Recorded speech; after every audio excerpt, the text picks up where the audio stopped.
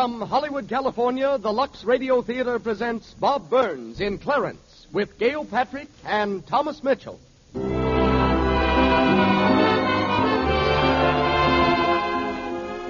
Once again, ladies and gentlemen, may I welcome you to your Lux Radio Theater. For it is your loyalty to Lux Toilet Soap and Lux Flakes that makes this program possible. We want you to know that we sincerely appreciate your enthusiasm for our products. Tonight, Lux Toilet Soap, the beauty soap of the stars, brings you Bob Burns, Gail Patrick, Thomas Mitchell, Johnny Downs, Jane Bryan, and Eileen Pringle in that great comedy, Clarence. And as special guests, Mr. Tom English, mayor of Bob Burns' hometown, Van Buren, Arkansas, and Mrs. Tay Garnett, Hollywood's only movie camera woman. Louis Silvers conducts our orchestra. And here, back in Hollywood, is the producer of the Lux Radio Theater. Ladies and gentlemen, Mr. Cecil B. DeMille.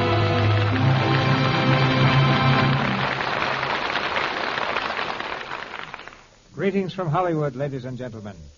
One afternoon many years ago, the peace and serenity of the pretty country town of Van Buren, Arkansas, was shattered by a mysterious roar and trumpeting, a fearful sound that sent the startled inhabitants flying into the streets. Frantic phone calls poured into the sheriff's office, and then a handful of brave souls banded together and traced it to Hayman's plumbing shop. There in the backyard stood young Mr. Bob Burns, demonstrating the natural result of close cooperation between a length of gas pipe, an old funnel, and a pair of robust lungs. People called it bedlam. Bob called it a bazooka. Years passed before the world took to its bosom the bazooka and its creator. Years during which Bob became a peanut farmer, grew hay for a living, and was a civil engineer in Salt Lake City. To further delay his career, they started a war, and the United States Marines claimed his services. But back he came with his homespun tales and his homemade bazooka, back at long last to his unique position as the country's leading storyteller, the hillbilly Baron Munchausen, the Pied Piper of Van Buren. Currently seen in Wells Fargo, Bob comes to us tonight in the title role of our radio adaptation of another Paramount film, Clarence, based on the celebrated comedy by Booth Tarkington. Paramount also gives us our leading lady, Gail Patrick, that statuesque black-haired beauty from Birmingham, Alabama. One of the most popular of our newer stars, Gail is now making Mad About Music for Universal Studios, and her new Paramount film is Dangerous to Know. In our play, she's heard as Violet Pinney. The part of Henry Wheeler is played by Thomas Mitchell, actor, playwright, director, and producer, recently featured in such hit films as Lost Horizon and Hurricane. Jane Bryan, young Warner Brothers starlet, is heard as Cora. Johnny Downs of Paramount is Bobby, and Eileen Pringle returns to our stage as Mrs. Wheeler. And now, curtain time. The Lux Radio Theater presents Bob Burns and Clarence with Gail Patrick and Thomas Mitchell.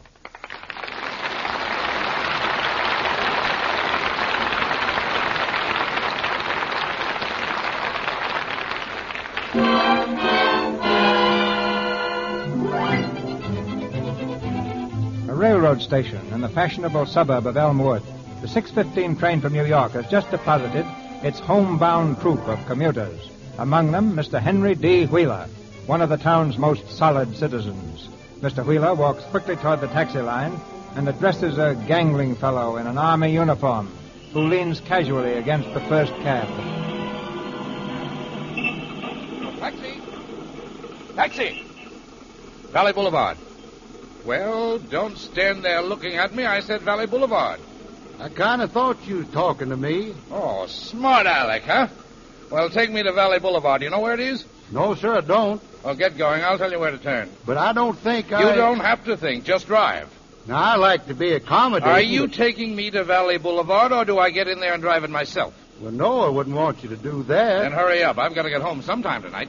Well, if you think it's all right, I'd be glad to take you to Valley Boulevard, but it just don't seem like the thing to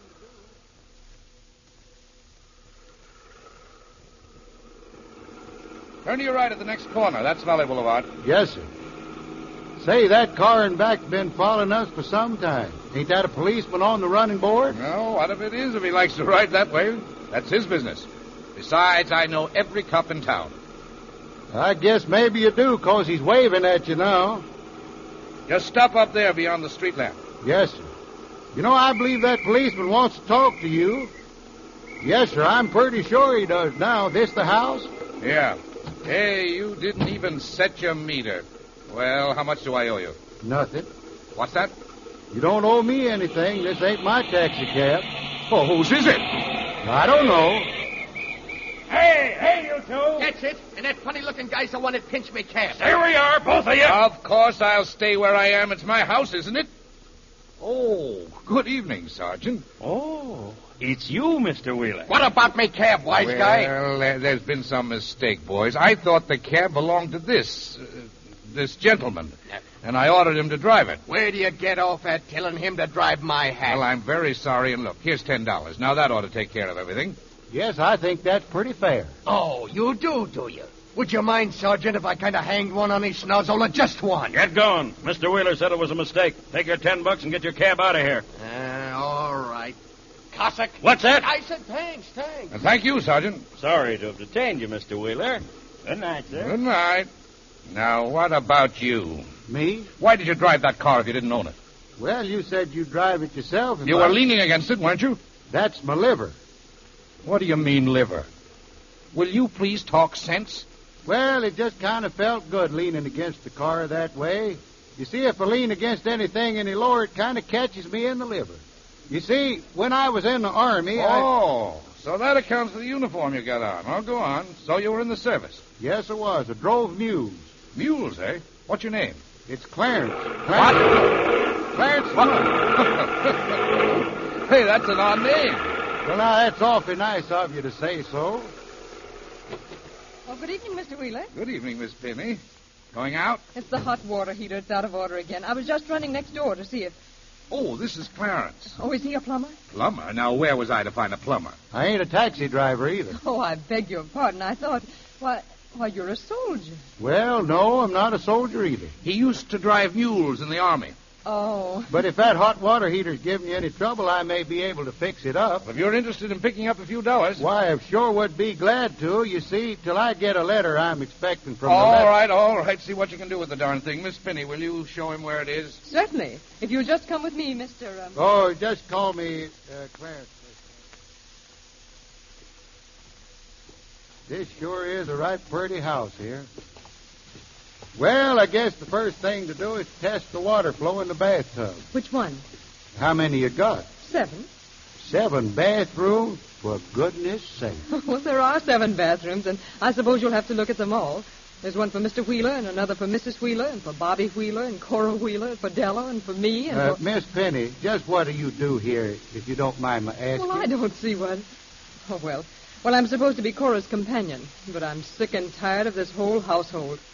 If I didn't feel so sorry for Mr. Wheeler, I would have left long ago. It's the maddest house I've ever seen, and you seem to fit right into it. Me? Yes, and that makes everything just dandy. Oh, now, there's Bobby's room. If you ask him very nicely, he may show you where the bathroom is. Well, I declare. All in. Hello. I guess you're Bobby. Oh, yes, sir. Won't you come in? Thank you. Where's the bathroom? Right in there. Did you see my father? Oh, yes. I rode from the station with him. Well, what did you decide? Why, we decided to fix the hot water heater. Well, aren't you from the military academy? Me? I guess I'm too old to be going to military academy. That's for youngsters. Sure it is. Why, for a fellow who's going on 18, it's silly. That's what I've been trying to tell you, old man. Say, what are you doing here anyway? Well, I came to test the water pressure in the bathroom. In that outfit? That's a uniform. Maybe it is, but it's the only suit I got. Oh. Well, here's the bathroom in here. What's the milk bottle for? To measure the water. Measure the water? That's right. Now watch it. 1 Mississippi, 2 Mississippi, 3 Mississippi, Hey, 4 what Mississippi, goes anyway? 5 Mississippi, 6 What's the Mississippi River got to do 7 with our water? Mississippi, 8 Mississippi, 9 Mississippi, 10 Mississippi. Exactly right. I guess you think I'm crazy. Aren't you? No. If the water pressure is right, a quart bottle fills up in exactly 10 seconds. That's the way you count when you haven't got to watch to time it. Say, you learn a lot of things in the Army, don't you? Were you an engineer? Nope, I drove mules. Oh, but soldiers get around a lot, don't they? Sometimes. I mean, soldiers know plenty about women and things. Oh, you're thinking of the Marines. No, you can tell me what I want to know, I guess. Well, I'll try. Well, do you think when a man's taken advantage of a woman's inexperience and kissed her and kind of mentioned he was kind of nuts about her, that he's got to go ahead and marry her, even if he's in love with somebody else?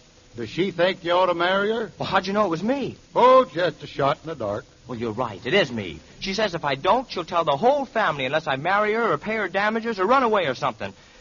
Gosh, what would you do? I guess I'd go to military school. Education's pretty important. Well, so's marriage, the way I look at it. Like I said to Miss Penny. Miss Penny, the girl you kiss? Oh, no. I wish it was. She's the one I'm planning to marry. Isn't she just a little older than you? What difference does that make? Nothing makes any difference when you're in love. No.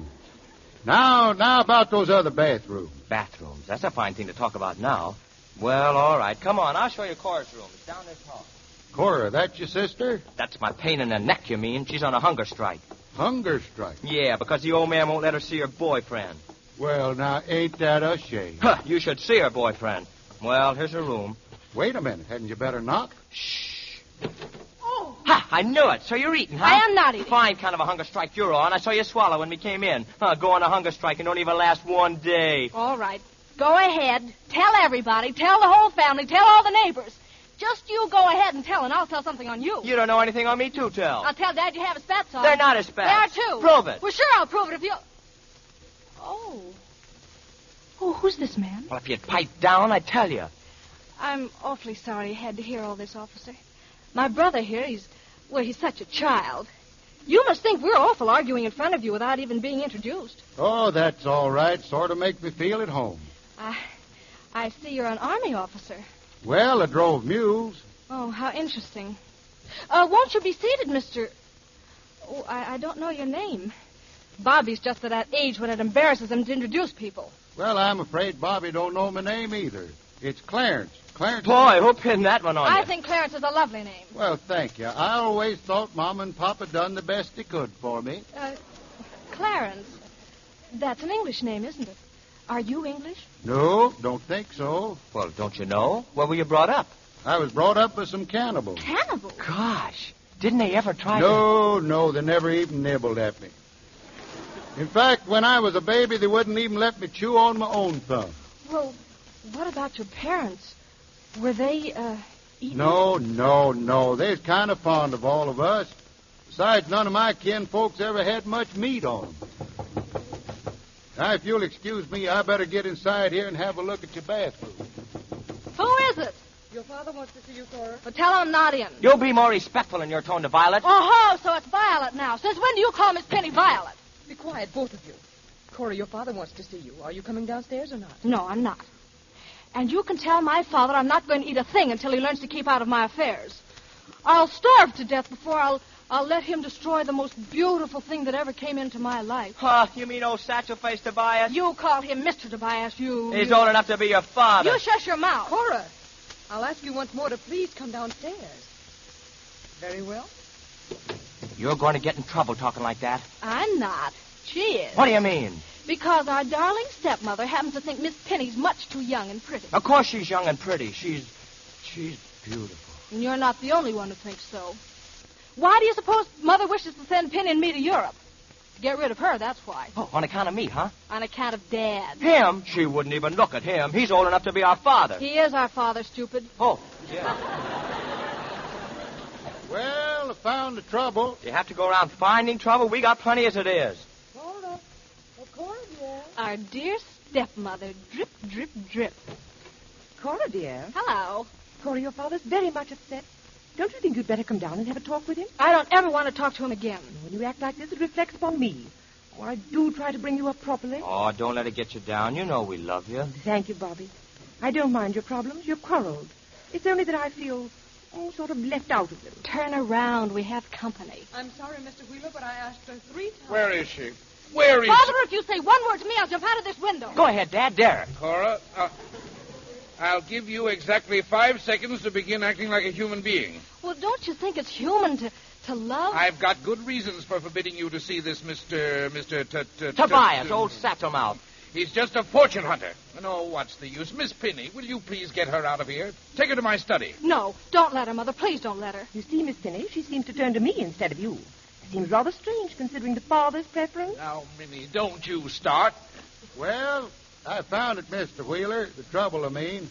From now on, there'll be plenty of hot water around here for everybody. Now, if you'll excuse me... Hey, wait a minute. Looking for a job, aren't you? Well, till I hear from the lab... Know anything about gardening? About taking care of a car? Now, when I enlisted for the second time... And you used to drive mules? Well, that is when we were... When you used to drive mules, did you lose your temper? Oh, no, sir, I never did. You can't get any place with a mule losing your temper.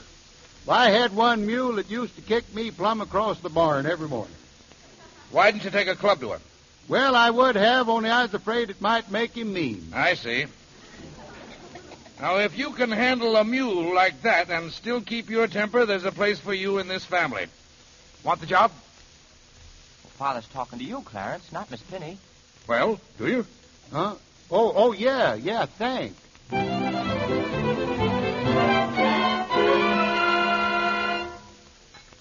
Good morning. Oh, good morning. I was just having some breakfast, Miss Penny. That, I should say, is quite obvious. I got to keep my strength to go to work. You certainly picked a nice place for it. I've been working here 6 months. If I stay any longer, I'll be getting like the rest of them.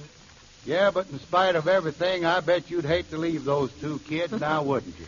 Bobby and Cora. Hate to? Oh, well, yes, I guess I would at that. I imagine they'd hate to see you go, too. Why? Well, you seem like the sort of person that people would like. You learned some very pretty language in the Army, don't you? Well, I guess you haven't been around soldiers much. No, I'm afraid I haven't. Now, will you excuse me now, Mr. Oh, they all call me Clarence. All right, Clarence. And they call me Della. Oh, good morning. Here, I can bring the dishes inside. Indeed, you won't. That's my job around here. I get paid for doing that. Della, did you see those tools I brought in here this morning? We'll put them in the kitchen. I'll bring them right in. I thought I'd tune the piano. I noticed one or two of the keys is off. It isn't the piano that's off in this house. It's the people that play it. Hey, is she gone? Oh, it's you. Is who gone? Della, the maid, of course. Who'd you think I meant? Well, I didn't know Miss Penny was just here, too. Honest? Where was she sitting? Over there. Oh, yeah. The chair's still warm. Gosh. That's where your papa sat. Oh. Say, why did you ask about Della? Why? Because she's the one I kissed. She's the one I got to marry or something. Oh. Gosh, look, Clarence, I've been thinking. Do you consider the Army the best preparation for the afterlife? Well, if there's a war, the afterlife is what you're liable to get in the Army. I mean the afterlife after you get married. You see, I don't think I'll go back to military school. I'm going to get married and then go to Yale. I'd think twice before doing that. You would? Yep, that's a mighty important step to take. Mighty, mighty important. Choosing the right college. Well, I guess I'll get after that piano.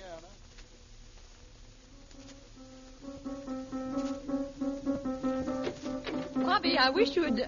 Oh, it's you. That's right, Miss Penny. I was just tuning the piano. Well, go ahead. Goodness knows it needs it. Thank you. That's what I figured.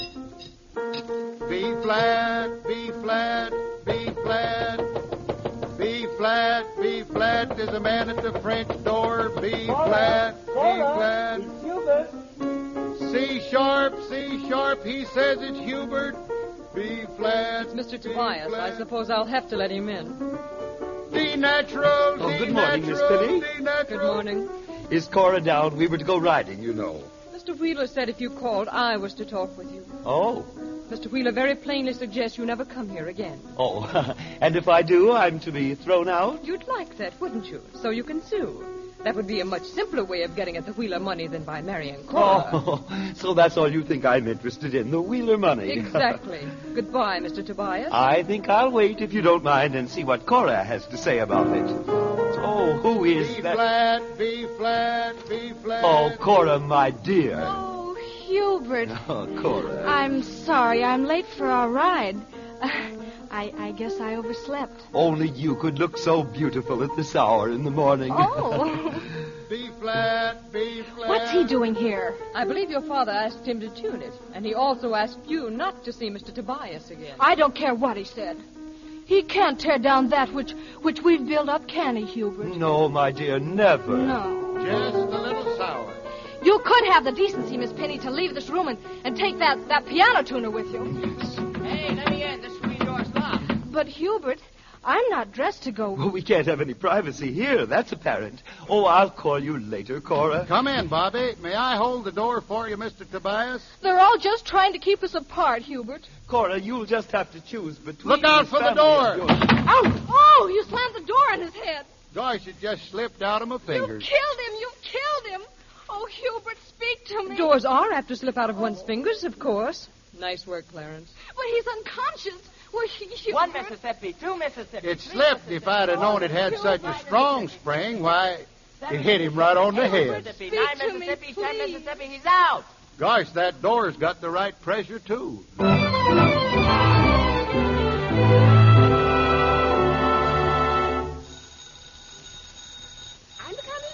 I'm coming. Is it you, Denny? Yes, sure, it's me. Well, it's about time. I've been waiting for these groceries all afternoon. Well, set them down. And I've been waiting for something, too. You mean about the kid? Yeah, it's about time you did something. I've got him good and scared now. I told him he wouldn't have to marry me if he could get $500. $500? Mm-hmm. I told you at least $1,000. I'm playing safe. Now, with this Clarence guy around, I can't... From what you told me, that Clarence Snoop wouldn't know until tomorrow that yesterday was Tuesday. You know, if I thought he was really wise, I'd fix him right. Yeah, and do a stretch for it. Let me handle this. I know what I'm doing. And so do I. Listen, we're going to get our hands on some real dough in a hurry and scram. Beat it now. I've got to answer the front door. It's probably Mr. Wheeler. I'll answer it, Della. Oh, all right, Clarence. Say, if he's heard us... He didn't hear us, but get out of here, will you? See you tonight. Okay.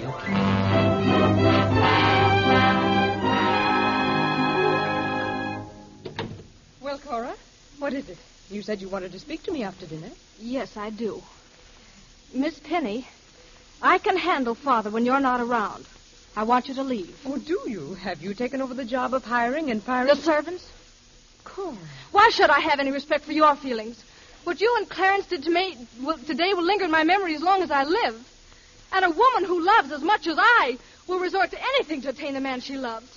I'll lie, I'll steal, I'll do anything to get rid of you. I heard what you said. That's a fine way for a squirt like you to talk to a lady. You see, you've even turned my own brother against me. How would you like me to tell Tobias what you like when he isn't here? And how would you like a kick in the teeth? When you attack this lady that soils her soul by being your companion, you put a stain on your whole vile sex. But I'm a member of that same vile sex, Bobby. I'd never believe it. There may be some women the same sex as Cora, but not you.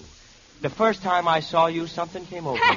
The first time you saw her, you got the mumps. Something came over me, and I've tried to live a higher life. What is the trouble? Miss Penny, if you can't keep better order than this... Bobby says that something came over him when he saw Violet. That doesn't seem to be unnatural. With men in this house... He wants to lead a higher life. Well, that's no disgrace, is it? If you knew a little more about the higher life... Racket! I can hear you clear in the library. That was Cora. Clarence threw Tobias out, and she's had convulsions ever since. Clarence threw Tobias out? Well, that's the first sensible thing I've heard in this house for months. It was all Violet's fault. What right had Miss Penny to tell Mr. Tobias not to come here again? Well, Dad wants her to assume a great deal, doesn't he? Yes, he does. Cora, Bobby, get to your room. No. All right, then don't. Miss Penny, I want to talk with you. Alone, I presume? Oh, no. You stay here, too. I prefer not to intrude. Minnie, for heaven's sake. I'll not be humiliated like this in front of that woman. I can't stand this any longer. And neither can I. Well, if you've got nothing on me, if I don't get a little peace and quiet in this house, I'm going stark raving mad. What is that infernal noise? Look, it's Clarence. He's playing some kind of a thing. Clarence, come here. What is that? Hi, folks. I thought I heard a little excitement down here and thought you might like a little music to go with it. Music? From that thing? What is it, Clarence? But I'm glad you asked me that. Well, it's nothing but a piece of pipe. And a funnel. It's the funnel that gives it that beautiful tone you no doubt noticed. And, what are you going to do with it? well, now, I kind of figured on playing it. You know, they say music has charm to soothe the savage breast, and, well, it just looks to me like a little soothing around here wouldn't do no harm at all. Come on, Clarence. I'll play the piano for you. Will it be all right, Mr. Wheeler? I don't know, but play it anyhow. Where's my music? I can play without music, Clarence. What would you like? Oh, Mother. Come, Clarence. Well, now, one of my favorites is something old Grandpa Snazzy taught me when I was a little cooing baby back in Van Buren. Now, it goes something like that. You just heard it. Give me a chord in B flat, will you?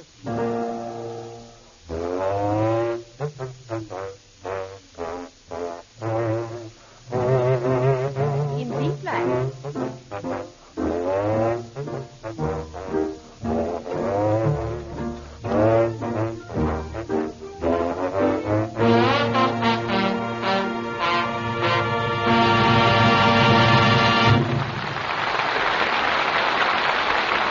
You've just heard Act One of Clarence. In a few moments, we will continue with Act Two of our play, starring Bob Burns and Gail Patrick with Thomas Mitchell. Since the national craze of the moment is that delightful film, Snow White and the Seven Dwarfs, we couldn't resist the temptation to join the procession. With your kind permission, we would like to present our version of a scene between the wicked queen and the truthful mirror. Mirror, mirror, tell me true how beautiful I look to you. Good to look at, wicked queen, but not so fair as one I've seen. Mirror, mirror, that's a lie. None could be more fair than I. I know my fortune is my face, and work to keep my looks in place. I get my color from a box, watch my figure, frizz my locks. And still, dear queen, there is no doubt, on clear, smooth skin, you're losing out. Stupid thing, as if that mattered. No more cracks or you'll be shattered. Snow White skin is smooth as cream. She's a girl who wouldn't dream of risking dull, cosmetic skin against good looks, a dreadful sin. She uses rouge and powder, too, but she has found just what to do. Cosmetic skin? I'm a mirror, not a prophet. But frankly, queen, I think you've got it. Quickly, tell me how Snow White keeps her skin exactly right. It's very simple, as you'll gather. She uses the soap with active lather, keeps the skin smooth. Abandon hope. You haven't used Lux toilet soap. Have you had a frank talk with your mirror lately? If you have been guarding wisely against cosmetic skin, your mirror has had only complimentary things to say. Lux Toilet Soap's active lather removes stale cosmetics, dust, and dirt thoroughly. Guards against the choked pores that cause dullness, tiny blemishes, enlarged pores. Cosmetic skin. Use cosmetics all you like, but use Lux Toilet Soap before you put on fresh makeup. Always before you go to bed. 9 out of 10 screen stars use it to guard million-dollar complexions. Make this pure white soap your regular beauty care. Now, our producer, Mr. DeMille. Back to Bob Burns and Gail Patrick in Clarence with Thomas Mitchell, Johnny Downs, Jane Bryan, and Eileen Pringle.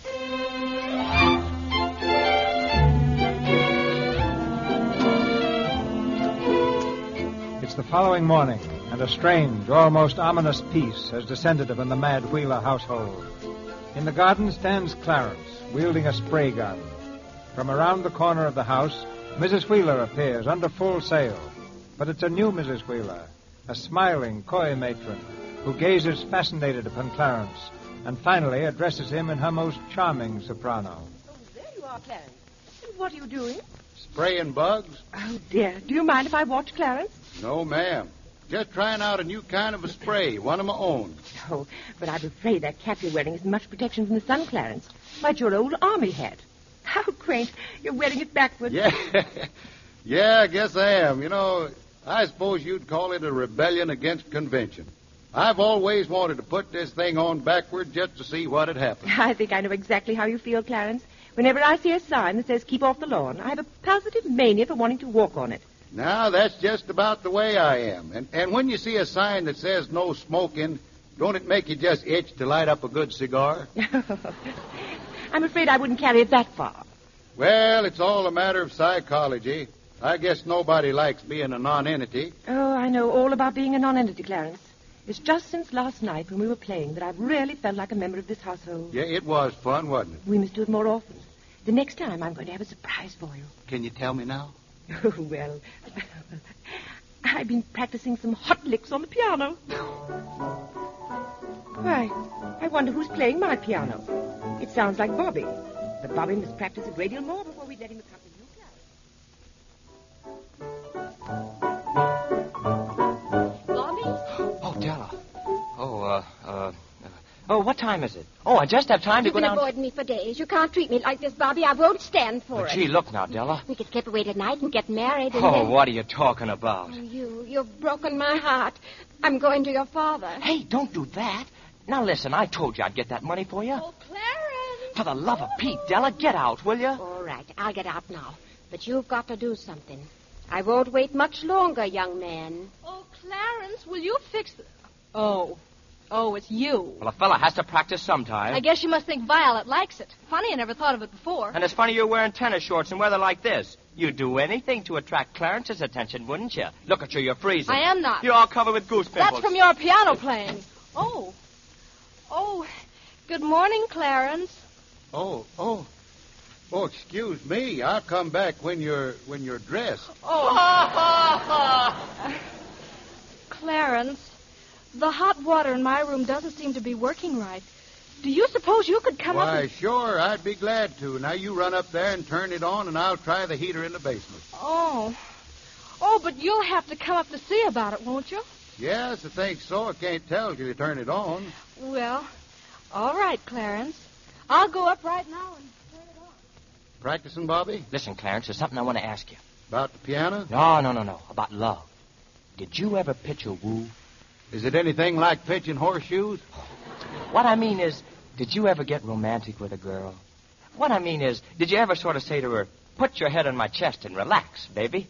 No, I don't think I ever did. Did you? Well, I haven't yet, but if I'm going to marry Miss Penny, I sort of have to start letting her know my viewpoints about things. You think she'll get it from that? Oh, sure. All I got to do is get her away somewhere with some privacy, to a nightclub or something. Say, couldn't we ask her to go tonight? We? Sure. You ask Violet, then I'll meet you there or something, and when I arrive, you can do a fade-out. I'll tell her you've got magnesia or something, and that you always wander off like that. Well, that's very thoughtful, Bobby. Look, she's out on the porch now. Ask her, will you, Clarence?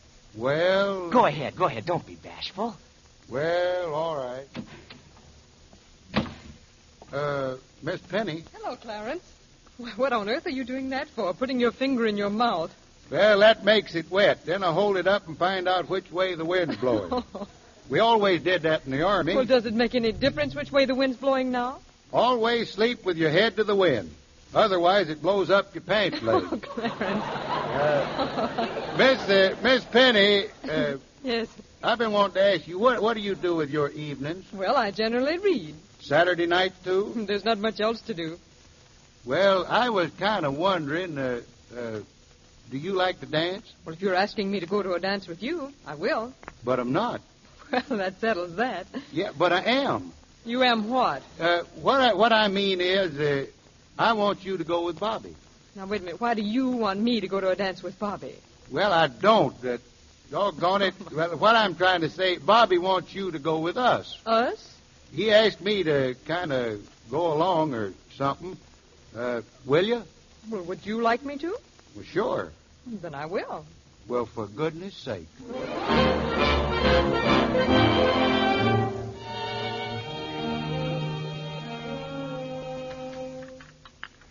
Morning, everybody. Well, for once, maybe we can all sit down to breakfast without flying at each other's throat. Now then, where's my morning paper? Here it is, dear. Oh, maybe I'm wrong. Well, why doesn't somebody say something? What's happened this time? Della? Yes, ma'am. I asked you to call Clarence and Miss Penny. Well, they're probably walking in the garden. I beg your pardon, sir, but their rooms weren't occupied last night. What? You mean they stayed out all night? It appears so, Mr. Wheeler. I think it's perfectly terrible. Maybe they were in an accident. Accident, my eye. He's had Violet out every night since we had that party at the nightclub. I don't like this, Minnie.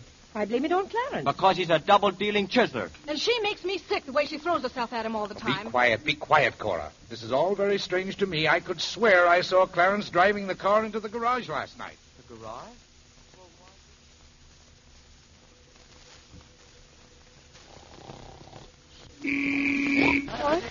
I just kind of leaned on the horn, accidental-like. Oh, where are we?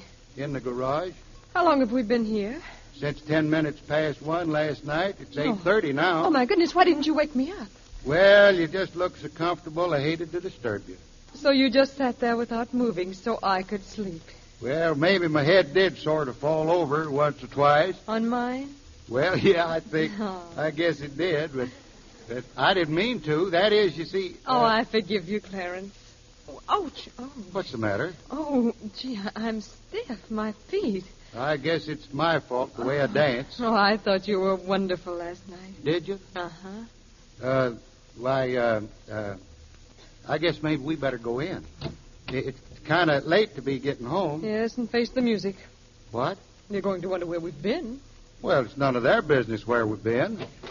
It's Shut up, I tell you. She makes strange tonight. How do you know when a man can't get a word in his wife in his own house? I guess maybe I was wrong. Hello, folks. Well, good morning. It is a nice morning, isn't Oh, Clarence, how could you do this to me? it? Do what? Stay up all night. Oh, it's easy if you just keep pinching yourself. You'll settle with me for this. Sit down, Bobby.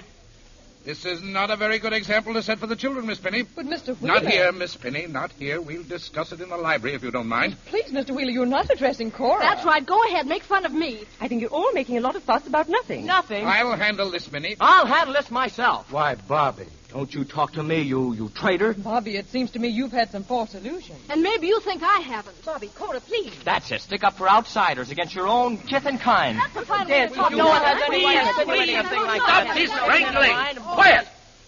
Thank you. Now, if you'll excuse Violet and me, But, Clarence, aren't you going to offer some explanation? under the circumstances, no. But that doesn't put me in a very favorable light. Explaining only makes it look like you got a guilty conscience. But I have myself to think of if you haven't. But I have. You act like it. Pardon me, Mr. Wheeler, but Mr. Tobias is at the door, sir. Hubert, what does he want? Well, He says he has some very important news for you, sir.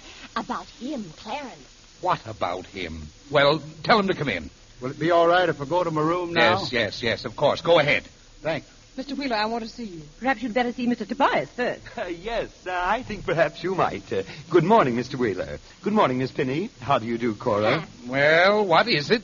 I came here to do your family a service. Do you know whom you're harboring under your roof? This soldier, this one who calls himself Clarence. I haven't had the pleasure of hearing his last name. His last name is Smun. What about it? His name is not Smun, Mr. Wheeler. It's Moan. Clarence Moan. Please, Miss Penny, it's Smun. I beg your pardon. I distinctly heard him say Moan. Nobody's name was ever Smun. Nobody's name was ever Moan. Well, why don't you ask him? Because I know. That's why. He told me it was Moan.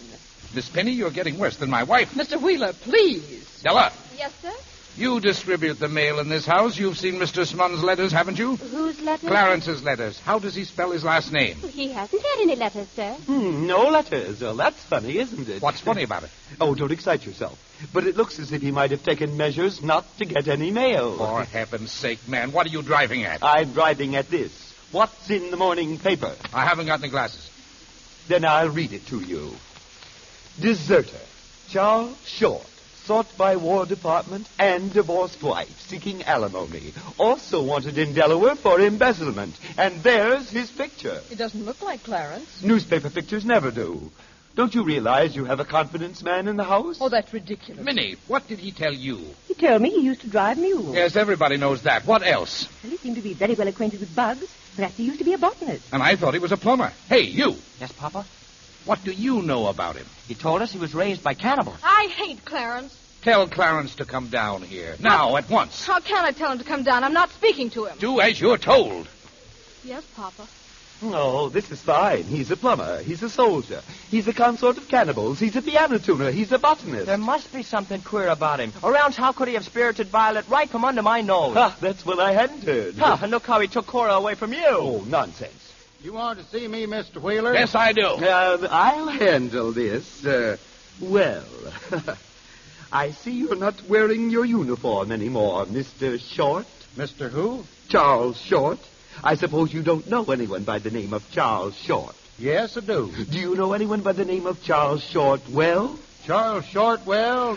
No, I think there was some Shortwells caught for stealing sheep back in... But you do know someone named Charles Short. Everybody knows somebody named Charlie Short. I'm talking about the one you know. I know 3. I'm talking about Charles Short, the deserter. Oh, that one. May I have that newspaper, Mr. Tobias? Clarence, they want to know if this is a picture of you. Are you this Charles Short? Well, are you? No, I'm not this Charles Short. Not this one here in the paper. About my being either one of the other 2 Shorts I know, I won't commit myself, but I'm not this one. If he'll lie about one thing, he'll lie about another. Have I ever lied to you, Mr. Tobias? You've lied to everybody in this house. Ask any one of them. Well, have I? Well, I don't know. I don't think so. Say, what's all this about, anyhow? We want to know who you are.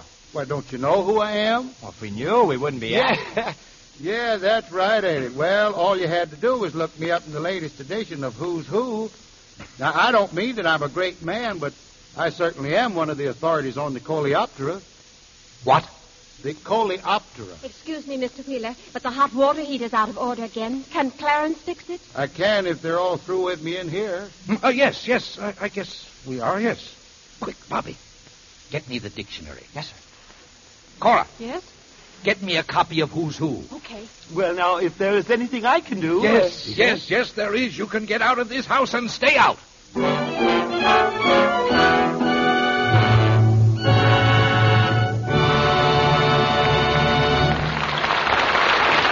pause for station identification.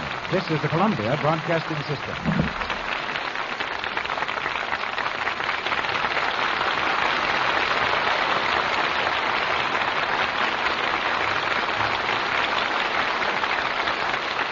Now, before starting the third act of Clarence, a brief intermission and a chance to meet one of the unusual personalities behind the scenes of Hollywood. We have hundreds of camera men in the film capital, but only one camera woman. She's Mrs. Tay Garnett, wife of the distinguished Hollywood director, who, before her marriage, was Helga Moray, one of England's leading screen stars.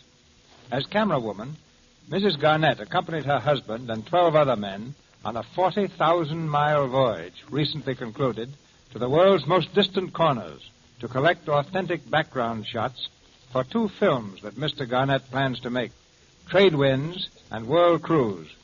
They visited 27 countries and brought back 70,000 feet of film. I doubt if the pictures in which you'll see this film can be any more exciting than the experiences encountered in securing it. If you please, Mrs. Garnett, what about them?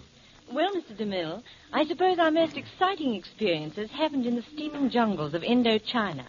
There, for example, we filmed a tribe called the Annamite, whose women are like Amazons, beautiful and powerful, but whose men, through centuries of indolence, are weak pygmies in comparison. In one village, 3 of their men were unable to close one of my suitcases, which I later closed myself without any difficulty. In a place called Natrang, we encountered a colony of ape men who lived in great nests in the treetops. They had virtually no language and no memory, spending their lives like animals, eating and sleeping. In the province of Annam, we made the first pictures of their sacred elephants, one of which went berserk and killed 5 natives before our eyes.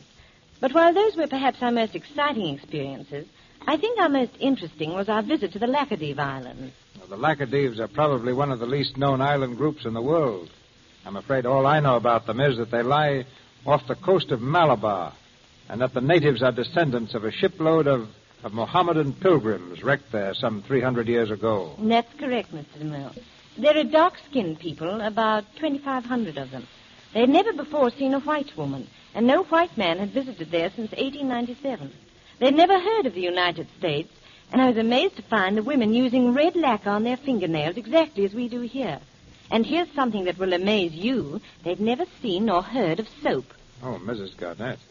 Not even Lux soap? No, not even Lux. Along with other supplies that we wanted to be sure to always have on hand, we brought along several cases of Lux soap on our yacht, the Athene. Soap, we found, is always a gift certain to delight natives anywhere, and so it proved on the Laccadives. They never quite recovered from the miracle of the bubbles, nor could they understand why, after patiently scrubbing themselves, they didn't turn white like we were. And I wouldn't be surprised, Mr. DeMille, if they're still squatting on the beach trying to acquire complexion like 9 out of 10 Hollywood screen stars who also use Lux soap. Well, in less isolated places, Mrs. Garnett, what did you find out about their taste in motion pictures? For one thing, the most popular stars are brunettes. They think that blondes are anemic and washed out. And my husband was constantly being consoled for having a wife as blonde and light as I am. They're very fond of musical pictures. Charlie Chan's their idol, and so is Shirley Temple. Next year, we're going to make another voyage, this time to the west coast of Africa. And when I return, if you'll let me, I'd love to come back and tell you a little about that trip, too. Thank you. Consider yourself invited. And thank you, Mrs. Garnett. Bob Burns, Gail Patrick, Thomas Mitchell, and our all-star cast resume Clarence. Clarence's reference to Who's Who has made him more of a mystery man than ever. Down in the basement, the man of the hour has once again repaired the hot water heater. A slightly cowed Bobby stands next to him as Dinny, Della's burly fiancée, descends the cellar steps and hands Clarence a Stilson wrench. Well, here it is. I had a hard time getting it, too. Thanks. I don't need it now. Oh, I haven't met you, have I? There's a lot of people you haven't met. He's Dinny, Della's boyfriend. He works for the grocery. Or whatever. Hey, where's Miss Penny's trunk, kid? I'm supposed to take it to the station. What for? She's leaving here. You sure fixed me up, Clarence. You're driving the most beautiful girl in the world out of the house. Did Miss Penny say that? She got me to help Dinny with the trunk so you wouldn't know about it. You mean she don't even want to see me before she leaves? First you besmirch her reputation, and then she discovers what an awful liar you are. Now, wait a minute, Bobby. They want you upstairs here. And I want to see you, Bobby. What do you want with Bobby? He knows what I want with him. And I know, too. If I were you, I'd forget about it. I don't take orders from you. Well, the mules used to have the same attitude, but they went. Now, you two have framed a mean, low-down plot against this boy here, and it's going to stop right now. Fuck him with that wrench, Dinny. What? I've never hit anybody in my life, but I've always thought it must be awful nice at times. You couldn't hit anybody, you half-baked jellyfish. Well, I can try. Oh, and that's why I can't give Della. And here's a couple more from me. And here's one for the whole Wheeler family. Oh, my, you big bully, Dinny, darling. Are you hurt? Answer me, Dinny. So you were trying to put something over. Shut up. Why, Della, that's no way to talk to your future husband. Gee, Clarence, I never knew you had a wallop like that. Not so loud.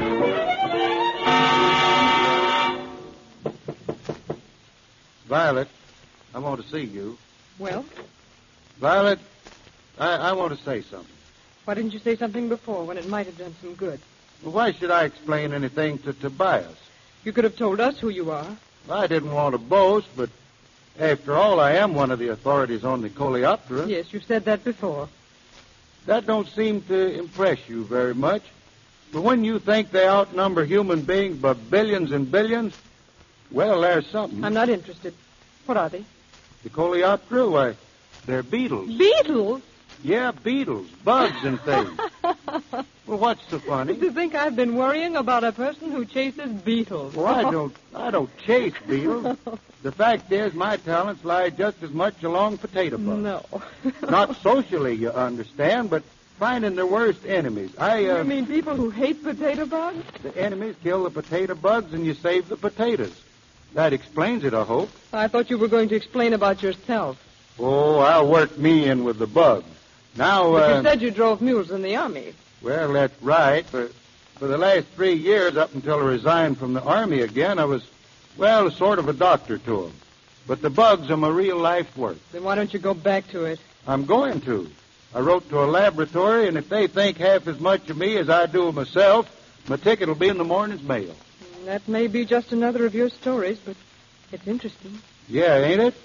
Yeah, we'll have a lot of fun on this new job. We? Well, my assistants and I. Oh. But we should go together, don't you think? You and your assistant? Yeah. No, I mean... Oh, doggone it, Violet. I mean you and me. I wish I could make you out, Clarence.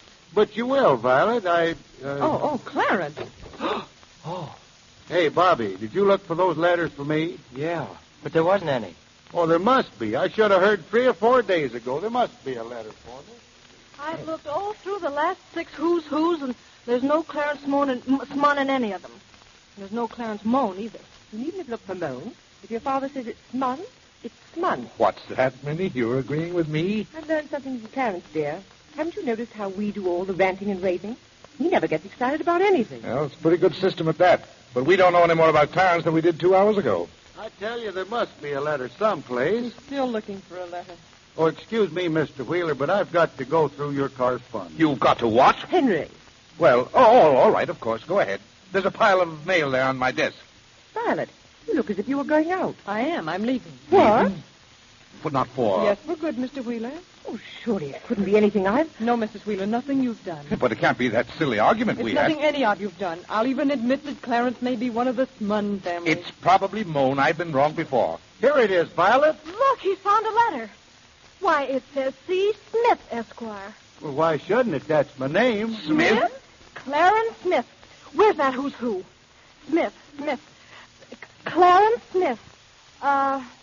Entomologist. Chief entomologist. And he did have cannibals. He was born in Africa. And he did live in Arkansas because the family came back from Africa. And he... A lot of other big initials. And a DSC. Clarence, how many schools did you go to? Wait. I don't know. I'm trying to read this letter. A lot of schools. Violet, look, it's all right. We're set. It says so. We're set. Like in bridge, Clarence? No, like in laboratory. I've got a job. We can be married now. Who can be married, Clarence? Well, Violet and me. Oh! Smith. Clarence Smith. Is it going to make a difference? Smith's beautiful. You've deceived me all along. Cora. Well, I guess I'll be going back to school soon, Miss Violet Penny, so I won't be seeing you. But if he doesn't make you happy, why, I'll... Anyway. Thank you, Bobby. Goodbye. Say, Bobby. Yeah? You remember one time you asked me if I ever... Well, you might as well know how it's done now. Come here, Violet. Yes, Clarence? Put your head on my chest and relax, baby. Oh, Clarence.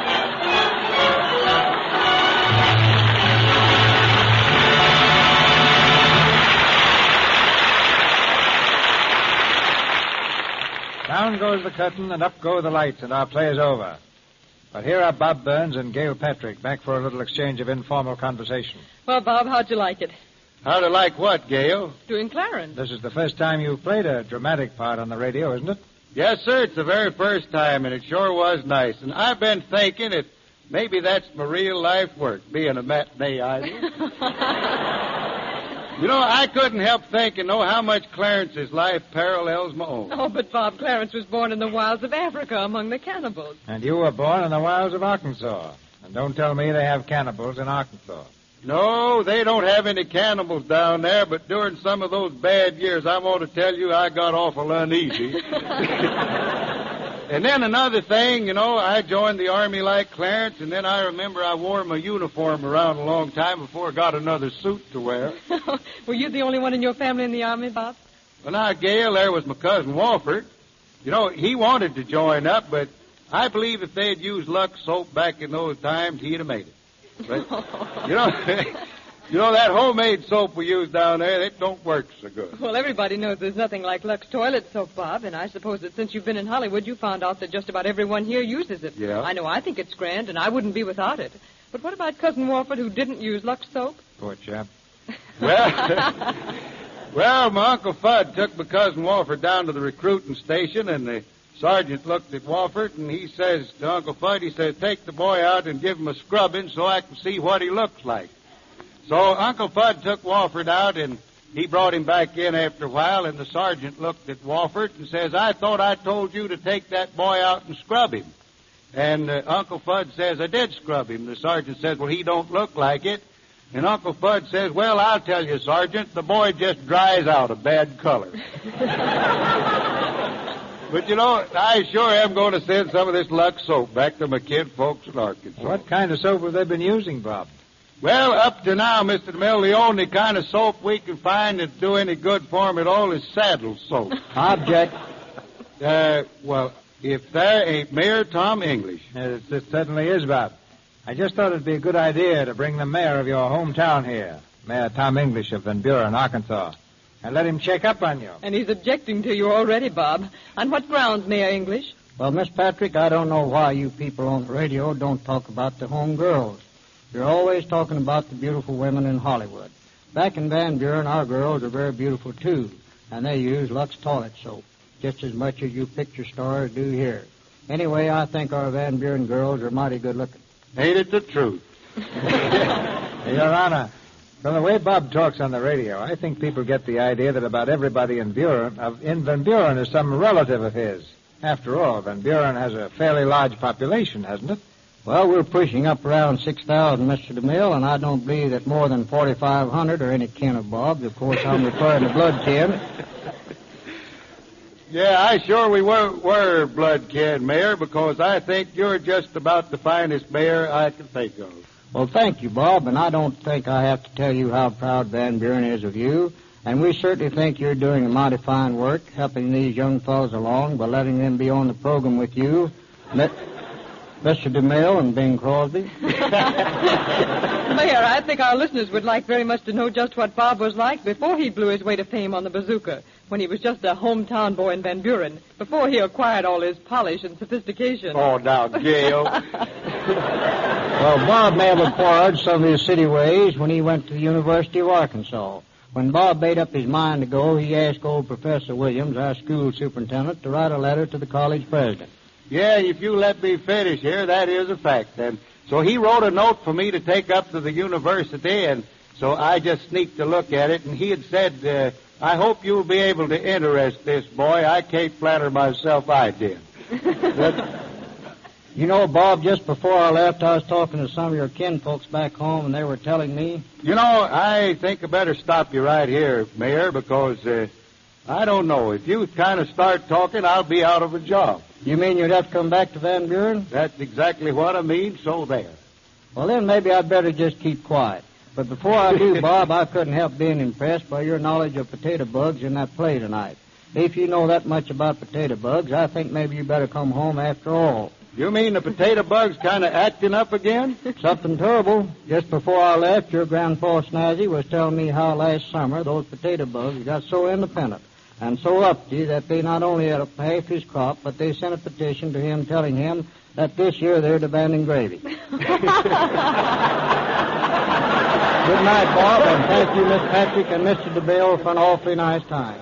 And before I go, Mr. DeMille, I'd like to say how happy we are to see you back again in Hollywood. Yes, and that new picture, The Buccaneers, is such a hit. You know, I can't wait till it plays back home in Van Buren. Won't they be surprised when they find out that pictures can talk? Well, thank you, Bob, and good night, Gail, and Mayor English. Ladies and gentlemen, this is your announcer, Melville Road. Mr. DeMille returns presently with news of next week's Stars and Plays. News that I'm sure will thrill you all. In our cast tonight were Eileen Pringle as Mrs. Wheeler, Sarah Selby as Della, Wally Mayer as Dinny, Perry Ivans as Tobias, Lou Merrill as Sergeant of Police, and Frank Nelson as cab driver. Bob Burns, who appeared through courtesy of the Kraft Phoenix Cheese Company, will be seen shortly in the RKO film Radio City Rebels. Johnny Down's new Paramount picture is Thrill of a Lifetime. Jane Bryan stars in the new Warner Brothers picture, A Slight Case of Murder. And Louis Silvers is from 20th Century Fox Studios, where he directed music for their new picture in Old Chicago. This week, a national campaign is being conducted to combat infantile paralysis. It is called the March of Dimes and has the active support of the President of the United States. You can help in fighting this dread disease in this very simple way. Just send $1 to President Roosevelt, the White House, Washington, D.C. Sending $1 to President Roosevelt in support of this splendid cause will mean little to you. But if millions of people send in their dimes promptly, a real service will be rendered. Back now to our producer, Mr. DeMille.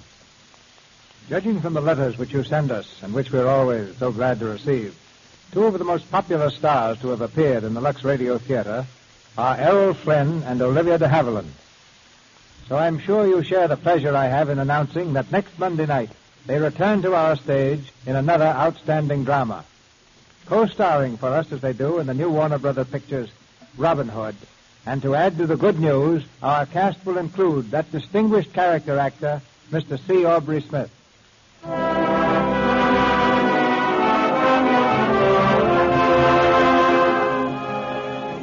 Our sponsors, the makers of Lux Toilet Soap, join me in inviting you to be with us again next Monday night when the Lux Radio Theater presents Olivia de Havilland, Errol Flynn, and C. Aubrey Smith in an outstanding romantic drama.